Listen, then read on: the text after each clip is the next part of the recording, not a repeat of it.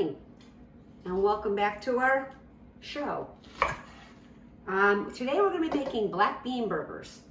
I make them gluten-free and vegan, or I make them regular with the regular breadcrumbs, or I make gluten-free with the regular egg. We eat gluten-free, so I tend to go gluten-free with the regular egg. If you want to make them with an egg substitute, I have this product here that I use. Is called Energy. It's an egg replacer. You use 1.5 teaspoons of the powdered mix to 2 tablespoons of water per egg. We're going to only use for 1 egg. So I'm going to take my onion, cut it into quarters, put it into my food processor. I've got 2 cloves of garlic that have been peeled. Leave them whole. I've got a half of a red pepper. You can use whatever color pepper you like, whatever works for you. If you want to kick in it, you can use a jalapeno. Put that into the food processor and put the cover on. And then you're going to get it, you want it to be on the wet side, so let it go until it's very wet.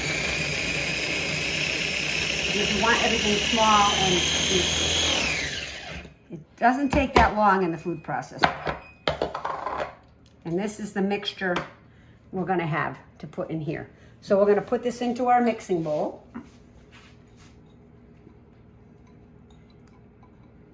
And then we're going to add, I'll get the spoon because I don't tend to use a measuring spoon. I'll use it for your purposes. 2 tablespoons of chili powder. 2 tablespoons of ground cumin.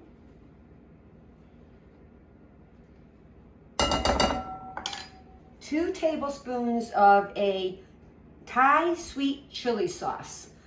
I find this in Stop and Shop. A lot of places don't carry it, but this is what it is. It gives it a little different flavor. I'll let you see the label. And you're going to use 2 tablespoons of that also. Maybe. Helps if you take the paper off.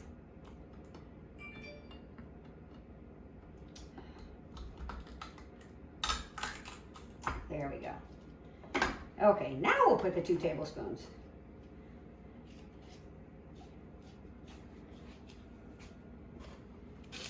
One and 2. And once you open that, you have to refrigerate it, just so you know. So we have that all mixed together. And then I'm going to add in, I'm using a gluten-free panko crumb, unseasoned. I like the panko crumbs because it gives you more of a texture of a hamburger, where the other ones make it very mushy. If I was making a meatball, I'd probably use the other ones because it gives you a mushier flavor. So I'm going to use 3/4 of a cup of the panko breadcrumbs. And then I'm going to use the same bowl, because I don't like doing that many dishes, to beat my egg up to put into the mixture.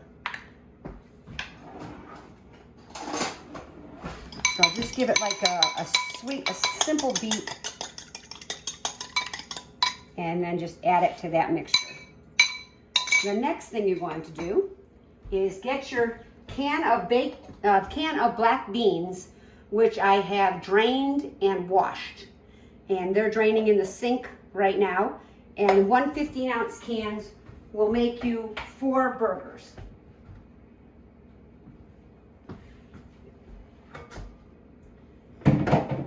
Before you add the beans to this mixture, you're going to take it and you're going to mash it. You don't want it really mashed up like mushy.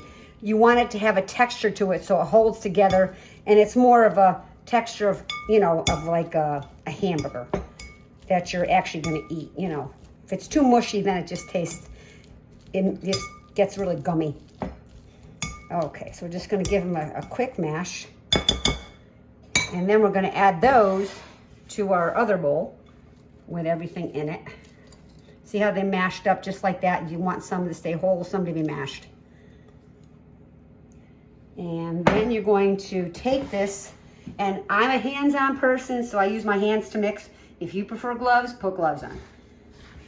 You want to mix this all up, all together. until it becomes the consistency of a meatball. And most of you have probably made a meatball in your lives, but about that consistency, so it'll hold together, so when you flip it out, it'll be fine. I find with the gluten-free breadcrumbs, I have to use more of the breadcrumbs. I don't know why that is, but I just have to use more of them. So sometimes I have to add more because it's not holding together how I want it to hold together. So I'm gonna add probably a 1/4 cup more of these. And I'll try that. Yeah, that's it coming together better. You just wanna make sure they're gonna hold together.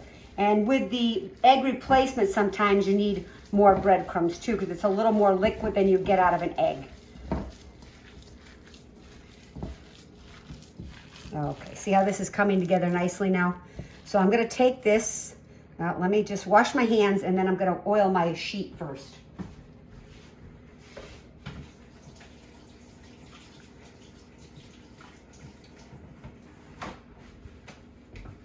All right.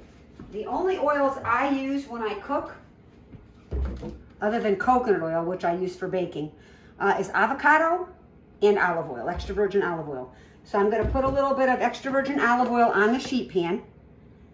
That's just so they don't stick. And I usually just give it a little rub so it gets evenly on the sheet pan. And then start making your burgers. You should get 4 out of the can. If you wanna stretch it to make them thinner, you can get 6. And these freeze well, very well too.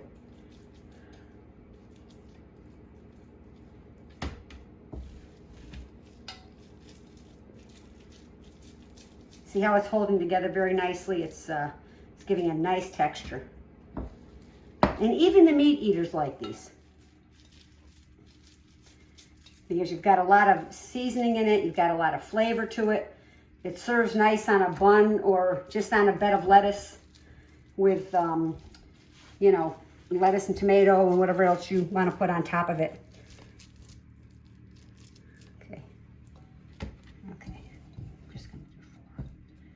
All right, and that's our 4. And then I'm going to put these in a 350 preheated oven. I actually got a 5th one out of this one because I must have gone a little thin on one of them. So we'll have an extra bonus for the cameraman. Seeing he's doing such a wonderful job. Okay, so let me wash my hands again.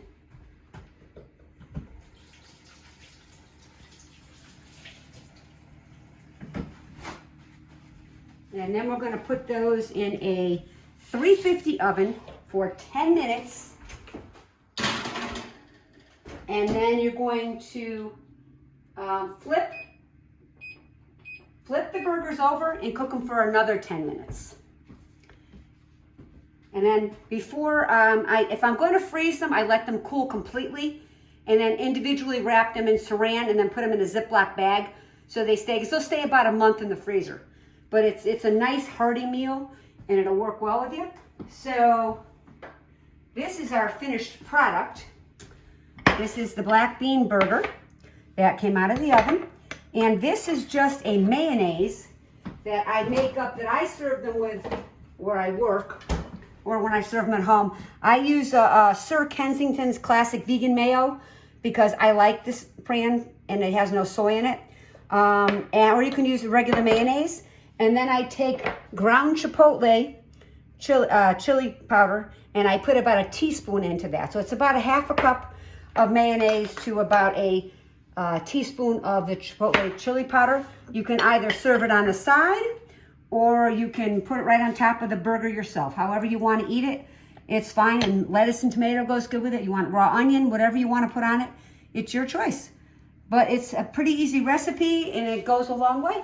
Thank you for joining us again today. Have a